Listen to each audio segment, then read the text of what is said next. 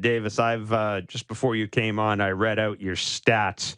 The first 20 games of your career, there's a 1.358 OPS, which is the highest by any player through his first 20 games in MLB history. Simple question, man. How the hell are you doing this? I mean, I ask myself that every day. I mean, I feel like it's still kind of like not a reality for me, but I'm just gotta keep riding that wave for however long I can because it's baseball, so I'm bound to get cold or going on a cold streak here and there. But I'm just trying to keep it for as long as I can. Davis, if somebody came up to you and asked you what kind of hitter you are, describe yourself, what would you say? I would say I'm a patient hitter who knows what I can do at the plate because, I'm not a guy who's going to hit a ball 115 miles per hour like, these guys do on a daily, or like Olsen or anything like that. I'm going to be max like 110, 111, like on maybe like on one of my best days. But, I know I can lift the ball in the air pretty well. And so I'm trying to do that whenever I can. I'm trying to find a pitch I can do that, put over the left field fence because, I can go to right field, but that's not where I'm going to make most of my hard contact. So I'm just going to wait for that pitch unless I get two strikes where I have to battle. But, I'm just trying to lift the ball somewhere between left center and left field. What needs to happen for you to pull the ball in the air? For me, try not to think about hitting it hard. If I overswing, that's where my swing gets kind of long, and I just start fouling off those pitches where I usually hit well. So, like, as long as I can just make sure, I'm staying under control, I feel like that's where I can make most of my good swings are at. That's a great answer. Now, look, I've talked to a bunch of your teammates, Bo Bichette, Vladimir Guerrero Jr. The elevated fastball is a thing. Like, it's a topic around baseball is, how do you attack it? What do you do? Do you swing at it? Do you take it? When you first got here, it was obvious that that's where they were trying to go after you had some success. They were trying to find ways to get you out. It's the elevated fastball. I got to ask, it seems like you went into a lab.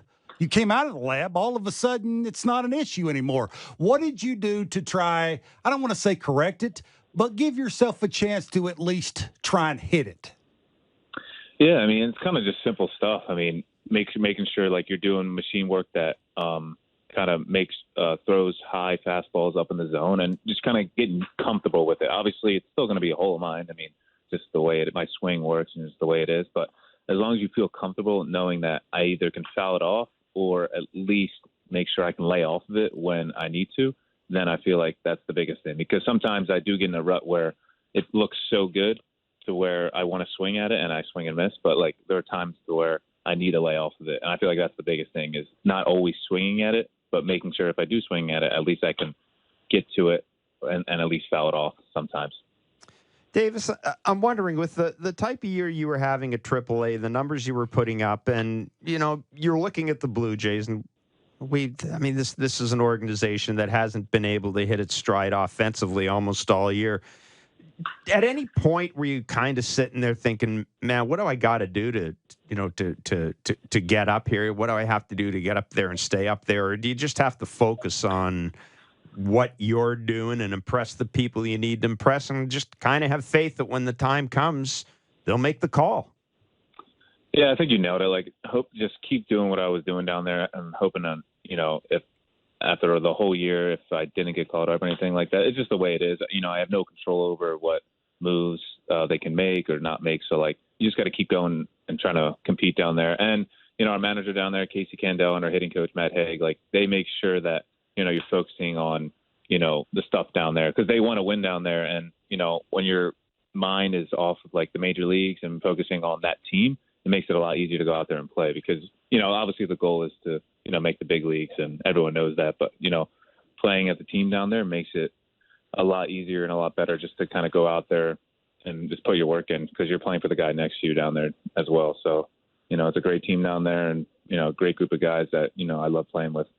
Now, Davis, I would imagine that when you get up to the major leagues, you've got more stuff available to you, more in the way of analytics, things of that nature. How do you go about not getting inundated with stuff? Because to me, it'd almost be like you're a kid at Christmas. You go into this room and you got all these labs and everything and all this stuff and all these people. How do you just narrow it down to doing what you need to do? Yeah, I mean, I'm like an old school guy to begin with because, I mean, even in AAA, we kind of got advanced scouting reports on guys and the type of pitches they throw and everything like that. And for me, I kind of just look at the guy and I see their velo and I see the percentages that they throw. And obviously, I mean, that's all I kind of really need, because if I dive too deep into some of the analytical stuff, I kind of overthink, and that makes me kind of go into a hole to where, like, all right, I got to do this and do that on this certain pitch. And I'm like, it's just baseball at the end of the day. I mean, it's been around for 100 plus years, and, people were doing it back in the 1940s without all this stuff. So, like, if you can just simplify it a little bit, that's what makes me kind of do a little bit better, just because, you just got to go out there and just play at some point, because, if you, like I said, if you dive too deep into all the back end analytical stuff, then, I mean, I think that there's just a little bit too much for me. So I just trying to simplify it and make sure, just trying to, like I say, just try to simplify and make sure that I'm in the right spot that day. Davis, the first time I saw a Kevin Brown 0-0 breaking ball, it was a little get me over, but it was a big league get me over. And I was like, boy, this could be a long year for me if I don't figure out either how to lay off of that or put that thing in play, especially early in counts. Was there one of those moments where everybody has as a hitter where you've been in the minor leagues, you've seen how that looks in the minor leagues, and you get to the big leagues and you start to see whatever that separation is between the minor leagues and the big leagues? Was there one of those moments where the breaking ball looked different, the location on the fastball looked different, the tunneling looked different? Was there one of those moments? Yeah, for sure. When I pinch hit against the Phillies in that 2-game series a couple of weeks ago, I faced Soto. He threw me two sliders that were nasty down and in. I was like, how does anyone hit this? And then he threw 100 up and away to me that I swung at.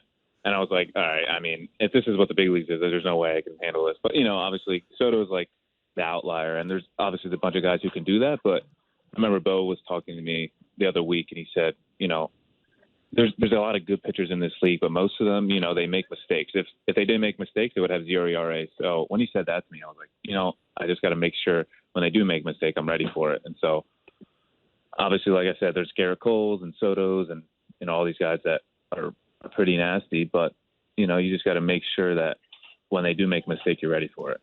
Davis, you're hitting 429 off the breaking ball. Did you realize that? 429 with 4 doubles off the breaking ball? I did not know that. Yeah, no. so obviously you can hit the fastball and the breaking ball. I think you're hitting 375 off the fastball. 6 out of the 7 homers you got are off the fastball. Like, athleticism and getting the foot down on time and thinking fastball first, that seems to be working for you. Simplify that thing as much as possible.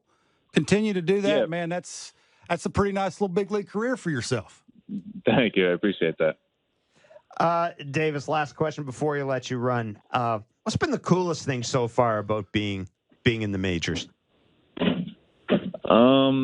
I feel like this is a team we have here because all these guys are, veterans and very established big leaguers. And, a couple years ago, I was watching them on TV in the playoffs, Springer in the World Series and winning World Series MVP. And so, like, being the teammates with all these guys here is pretty cool. And, like, when I first got here, I was very, like, nervous and everything like that. But, they made me feel pretty welcome when I first got here. And, they're all really nice to me. They're all cool to me. And no one's kind of, like, big league me and per se, like, they kind of showed me up or anything, which is awesome just because you hear stories about, like, some big leaguers kind of, like, doing that type of stuff. But not here. All these guys are pretty awesome. So I couldn't really ask for a better team to start it with.